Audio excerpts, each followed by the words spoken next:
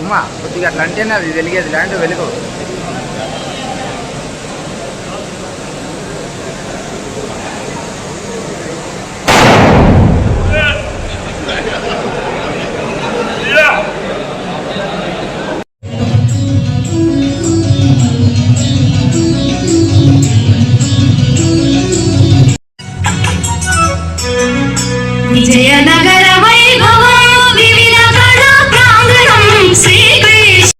Federation వాళ్ళు నిర్వహిస్తున్నటువంటి ఈ నేషనల్ సెమినార్ పబ్లిక్ యూనివర్సిటీస్ ని దేశంలో మనం ఎలా బలోపేతం చేయాలి అనే అంశం మీద వాళ్ళు 2 రోజుల పాటు వీళ్ళు ఇక్కడ ఉండి నిర్వహిస్తున్నారు.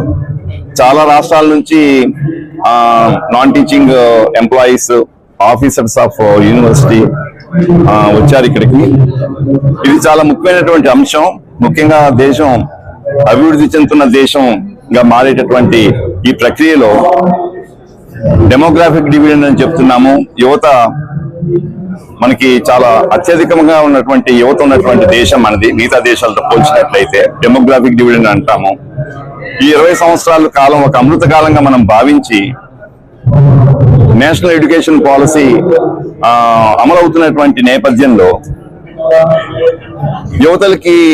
యువతకి ముఖ్యంగా మనం ఎంప్లాయబుల్ స్కిల్స్, తర్వాత యువతకి ఈ మారుతున్న సమాజానికి, మారుతున్న పరిశ్రమ అవసరాలకి అనుగుణంగా వారికి విద్యాబుద్ధులు నేర్పించాల్సినటువంటి అవసరం ముఖ్యంగా ఉన్నది.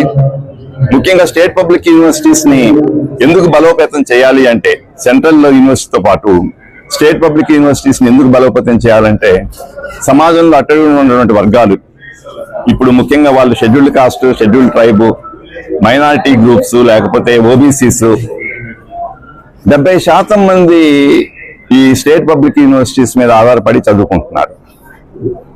చదువు అనేది వాళ్ళకి నాణ్యమైనటువంటి చదువు, ఏదో ఒక చదువు కాదు, ఏదో ఒక డిగ్రీ కాదు, నాణ్యమైనటువంటి చదువుని అందించే బృహత్తరమైనటువంటి బాధ్యత ఈ స్టేట్ పబ్లిక్ యూనివర్సిటీస్ మీద ఉన్నది. ఈ స్టేట్ పబ్లిక్ యూనివర్సిటీని రకరకాలుగా మనం బలోపేతం చేయాల్సిన అవసరం ఉన్నది. రిక్రూట్మెంట్ ఆఫ్ టీచర్స్ కావచ్చు, recruitment of non teaching staff regular గా, అప్పుడప్పుడు కాకుండా, తర్వాత ఎప్పటికప్పుడు కరికులం ఆఫ్ డిఫరెంట్ సబ్జెక్ట్స్ అని చాలా త్వరగా మార్చుకుంటూ, అంటే ప్రైవేట్ యూనివర్సిటీస్ కి కొన్ని వెసులుబాట్లు ఉంటాయి స్టేట్ పబ్లిక్ యూనివర్సిటీస్ తో కంపేర్ చేస్తే. వాళ్ళు చాలా త్వరగా సిలబస్ ని అప్డేట్ చేసుకుంటున్నారు. అవసరమైనటువంటి ఫ్యాకల్టీని వాళ్ళు తెచ్చుకోగలుగుతున్నారు. అవసరం లేదనుకుంటే కొంతమంది ఫ్యాకల్టీని ఇంటికి కూడా పంపించేయగలరు వాళ్ళు. కొన్ని వెసులుబాట్లు అనండి, కొన్ని సదుపాయాలు అనండి, వాటికి ఉన్నాయి అవి. కానీ ఇప్పుడు ఈ పోటీ ప్రపంచంలో స్టేట్ పబ్లిక్ యూనివర్సిటీస్ కూడా ప్రైవేట్ యూనివర్సిటీతో పోటీ పడాల్సినటువంటి అవసరం చాలా ఉన్నది. ఏదో నా గవర్నమెంట్ జాబ్ వచ్చేసిందని చెప్పేసి అలా కాకుండా ఎప్పటికప్పుడు వాటిని ట్రాన్స్ఫార్మ్ చేసుకుంటూ మారుతున్న సామాజిక పరిశ్రమ అవసరాలకు తగ్గట్టుగా విద్యార్థులను తయారు చేయాల్సిన అవసరం చాలా ఉన్నది. ఎందుకంటే వికసిత భారత్ 2047కి సాకారమైనటువంటి క్రమంలో విపరీతమైనటువంటి ఆర్థిక అసమానతలు లేకుండా చూడాల్సినటువంటి బాధ్యత ఉన్నది. అభివృద్ధి చెందినటువంటి దేశం కేవలం కొంతమందికే కాకుండా అందులో దాని ఫలాలు అందరికీ, సమాజంలో అన్ని వర్గాల వారికి అందించేటువంటి క్రమంలో స్టేట్ పబ్లిక్ యూనివర్సిటీస్ పాత్ర చాలా ఉన్నది.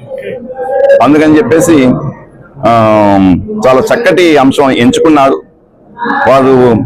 డెలిబరేషన్స్ ద్వారా కొన్ని చక్కటి సూచనలు ప్రభుత్వానికి, మిగతా స్టేక్ హోల్డర్స్ కి ఉపయోగపడే రికమెండేషన్స్ వస్తాయని చెప్పేసి నేను ఆశిస్తున్నాను.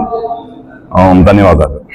విద్యాసాగర్, రాష్ట్ర అధ్యక్షుడు AP NGOs association, APJAC chairman.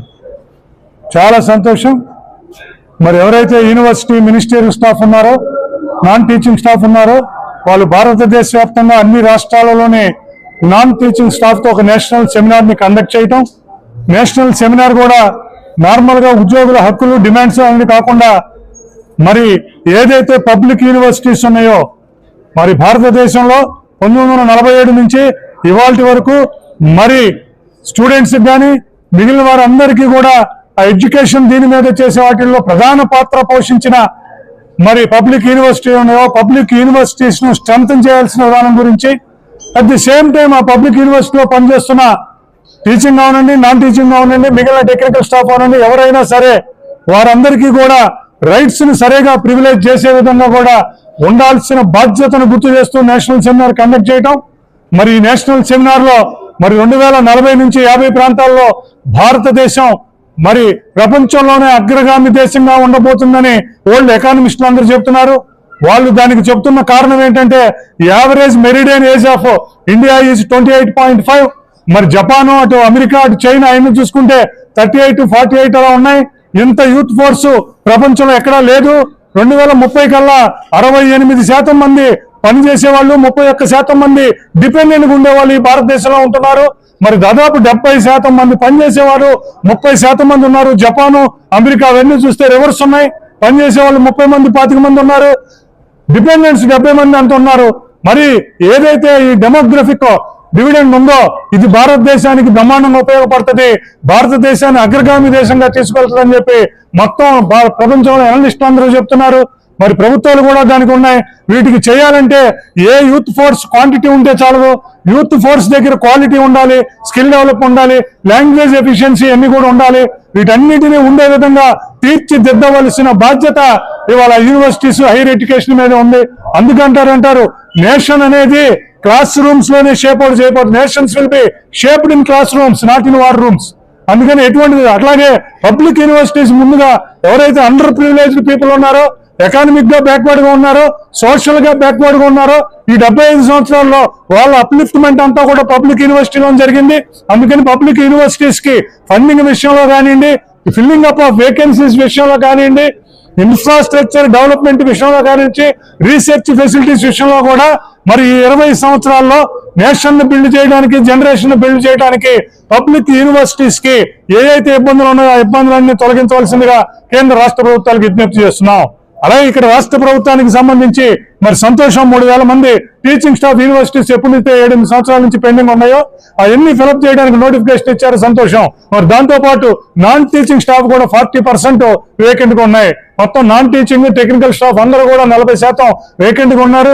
వాళ్ళందరి పోస్ట్ ఫిలప్ చేయాలని, వారికి ప్రమోషన్స్ మిగతా అన్ని కూడా on par with state government employees, వాళ్ళు కూడా రాష్ట్ర ప్రభుత్వంలో, రాష్ట్ర ప్రభుత్వ ఉద్యోగ సంస్థలో భాగమే కాబట్టి రాష్ట్ర ప్రభుత్వ ఉద్యోగులకు సంక్రమించిన అన్ని కూడా వారికి కూడా సంక్రమించేట్టు ఉండాలని, అలాగే టైం స్కేల్ ఉద్యోగులు ఎవరైతే మరి తక్కువ జీతాలకి సంవత్సరాల తరబడి పనిచేస్తున్నారో వాళ్ళు వచ్చి ఏమడుగుతున్నారు, అయ్యా ప్రభుత్వం 60 నుంచి 62 సంవత్సరాలు చేసింది, అడగకుండానే 8 లక్షల మంది చేసింది, కానీ యూనివర్సిటీలో ఉన్న టైం స్కేల్ ఉద్యోగులు ఇంకా 60లో ఉన్నట్టు అడుగుతున్నాం, కనీసం మాకు కూడా 62 చేయించమని అడుగుతున్నారు. మరి దీన్ని కూడా రాష్ట్ర ప్రభుత్వం దృష్టిలో పెట్టుకోవాలని, కాంట్రాక్ట్ ఉద్యోగులకు, అవుట్ సోర్సింగ్ ఉద్యోగులకు, మరి మిగిలిన వారందరికీ కూడా 60 నుంచి 62 సంవత్సరాలు చేయాలని, అలాగే రాష్ట్ర ప్రభుత్వోద్యోగులకు సంబంధించిన వేతన సవరణ మీద, అలాగే సరెండర్లు పేమెంట్ మీద ఉద్యోగులు అసంతృప్తిగా ఉన్నారు. దాని మీద టైం అండ్ అగైన్ అందుకని వేతన సవరణనే మరి తక్షణమే వేతన సవరణ కమిషన్ నియమించాలని, దానిని మా చుట్టుపక్కల ఏదైతే ప్రభుత్వ రంగ సంస్థలు, గురుకుల పాఠశాలలు, యూనివర్సిటీ ఉద్యోగులు ఏదైతే ఉన్నారో వాళ్ళందరికీ కూడా వర్తింప చేయాలని చెప్పి కోరుకుంటూ, ఏపీ జేఏసీ ఏదైతే యూనివర్సిటీ ఉద్యోగుల యొక్క సమస్యలు ఉన్నాయో, యూనివర్సిటీ ఉద్యోగులకు సంబంధించిన డిమాండ్స్, ప్రివిలేజెస్ ఉన్నాయో వాటన్నిటి మీద కూడా రాష్ట్ర ప్రభుత్వం దృష్టికి తీసుకెళ్తా అని చెప్పి తెలియజేస్తున్నాం.